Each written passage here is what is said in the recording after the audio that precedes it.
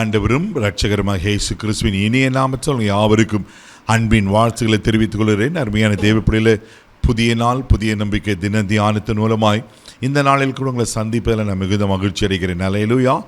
இன்றைக்கு கூட கர்த்தர் நமக்கு கொடுக்கிற வார்த்தை என்ன? நீதிமொழியின் புஸ்தகம் 30ஆம் அதிகாரம் 5வது வசனம் கூட வாசிக்க கேட்போம். தேவனுடைய வசனமெல்லாம் புடமிடப்பட்டவைகள், தம்மை அண்டிக் கொள்ளுகிறவர்களுக்கோ அவர் கேடகமானவர். அல்லேலூயா, அல்லேலூயா. தம்மை அண்டிக் கொள்ளுகிறவர்களுக்கு அவர் கேடகமாக இருக்கிறார். அல்லேலூயா. தேவ பிள்ளைகளே, நீங்கள் யார் அண்டிக் கொள்ளுகிறீங்களோ இல்லையோ, தேவனை அண்டிக் கொள்ளுங்கள். அப்படின்னா என்ன அர்த்தம்? அண்டிக் கொள்ளுங்கன்னா ஆண்டவரை சார்ந்து கொள்வது, ஆண்டவரத்தில் கிட்டி சேருவது, ஆண்டவரை உறுதியாய் படித்து கொள்வது. அல்லேலூயா. நம்மளுக்கு உறவுகள் இருக்காங்க, உறவுகள் அவசியம். கணவன், மனைவி, பிள்ளைகள், குடும்பம், இதெல்லாம் இருக்குது. ஆனால் இவை எல்லாவற்றை காட்டிலும் ஃபஸ்ட்டு ப்ரையாரிட்டி முதல்ல யாரை சார்ந்திருக்குன்னா, யார் அண்டி கொண்டிருக்கோன்னா தேவனை அண்டி கொண்டிருக்கணும். சில நேரத்தில் நம்ம நிறைய உலகத்தில் எவ்வளோ நடக்கிறத பார்க்குறோம்.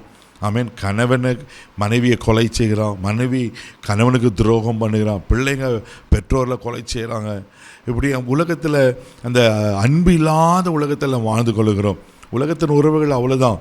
தேவப்பிள்ளையில் ஒரு பக்தன் இப்படியாக பாடியிருக்கிறார். கணவனின் அன்பு ஒரு நாள் கரைந்து போயிடும், மனைவியின் அன்பு ஒரு நாள் மறைந்து போயிடும், உற்றார் உறவினர் அன்பு நாள் உறைந்து போயிடும், பிள்ளைகள் அன்பு ஒரு நாள் பிரிந்திடும், நண்பனின் அன்பு ஒரு நாள் நழுவி போயிடும். இப்படி அழகாக எழுதியிருக்கிறத பார்க்குறோம். அது உண்மை, 100க்கு 100 உண்மை. எல்லாருடைய அன்பும் மாயமாலமானது, மாறி போகிற அன்பு. ஆனால் ஆண்டவர் அன்பு தான். அதனால தான் நம்ம ஆண்டவர் அண்டிக் கொள்ளணுமா. ஆண்டவர் அண்டிக் கொள்ளும் போது அவர் நமக்கு என்னவா இருக்கிறார்? கேடகமாக இருக்கிறார். இந்த கேடகத்தை யார் பயன்படுத்துவாங்க?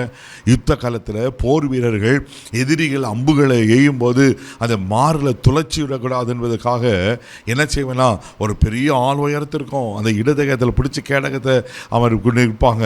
அப்போ எதிராக வர அம்புகள் கேடகத்தில் பட்டு அது செயலற்று போகும்.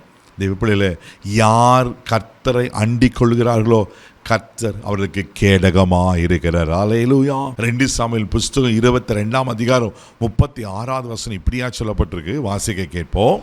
உம்முடைய ரட்சிப்பின் கேடகத்தை எனக்கு தந்தீர், உம்முடைய காருண்யம் என்னை பெரியவனாக்கும். அல்லேலூயா. முதலாவது அவர் எப்படிப்பட்ட கேடகமாக இருக்கிறாரா? ரட்சிப்பின் கேடகத்தை எனக்கு தந்தீர். தாவீது சொல்றார். தேவ பிள்ளையில இந்த ரட்சிப்பின் கேடகம் தான் ஒவ்வொரு ஆவிக்குரிய பிள்ளைகளுக்கும், விசுவாசிகளுக்கும் மிக மிக முக்கியமானது. ரட்சிப்பு என்பது என்ன? ஆண்டவரை சொந்த ரட்சகராக தெய்வமாக நாம் ஏற்றுக்கொள்வது. நமக்கு முன்னாடி பாவங்களுக்காக அவர் மரித்தார் அல்லவா, ரத்தத்தை சிந்தினார் அல்லவா, அவர் ரத்தத்தில் கழுவப்பட்டு அவருடைய பிள்ளைகளாய், அப்படின்னா அவரை சார்ந்து கொள்ளுகிறவர்களாய் நாம் இருக்கும்போது நம்மளுக்கு கர்த்தர் ரட்சிப்பை கொடுக்கிறார். அந்த விலை மதிக்க முடியாத ரட்சிப்பை கொடுப்பதற்காக தான் இயேசு உலகத்துக்கு வந்தார் அல்லவா. அதனால தான் அவர் உலக ரட்சகர். இயேசு என்ற ரட்சகர் என்று அர்த்தம் கொள்கிறது அல்லவா.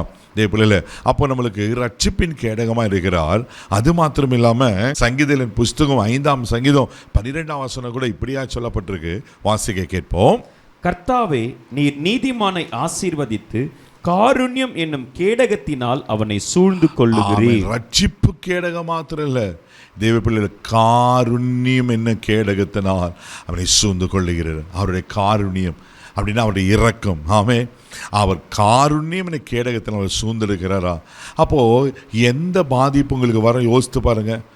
ஒன்று, அவர் கேடகமாக இருக்கிறார். எப்படிப்பட்ட கேடகமாக? ரட்சிப்புக்கு கேடகமாக இருக்கிறாரு.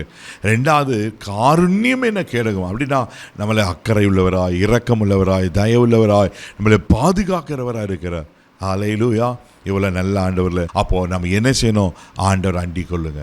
நீங்கள் ஆண்டவர் அண்டிக் கொள்ளும் போது அவர் உங்களுக்கு கேடகமாக இருப்பார். கண்களை மூடி நம்ம ஜெபிக்கலாம். தகப்பனே, உமக்கு நன்றி சொல்லி துதிக்கிறோம், ஸ்தோத்திரப்பா. ஆண்டவரே, உம்மை அண்டிக் கொள்வதற்கு நீர் கேடகமாக இருக்கிறீர். அந்த ரட்சிப்பின் கேடகமாய், காருண்யம் என்ன கேடகமாய், எங்களுக்கு ஒரு ஆண்டவரே அரணாய் நீங்கள் இருக்கிறக்காய் ஸ்தோத்திரப்பா. கிருபையில் கரத்தில் எங்களை தாழ்த்தி ஒப்பு கொடுக்கிறோம். ஆண்டவரே, மக்கள் ஸ்தோத்திரிக்கிறேன். ஆமென். ஆண்டவரே, அவங்கள மாத்திரம் அண்டிக் கொள்கிறேன். ஆண்டவரே, மற்றதெல்லாம் செகண்டரி தான். ஆண்டவரே, நீர் எங்களுக்கு கேடகமாக இதை பாதுகாத்துக்கணும். இந்த நாள் முழுதும் கரம் எடுத்து நடத்தும் கிருபை ஒப்பு கொடுக்கிறேன். இயேசுவின் மூலம் ஜெபம் கிளப்பிதாவே. ஆமென். அவர்களுக்கு கேடகமாக இருக்கிற தைரியமாக போங்க. God bless you.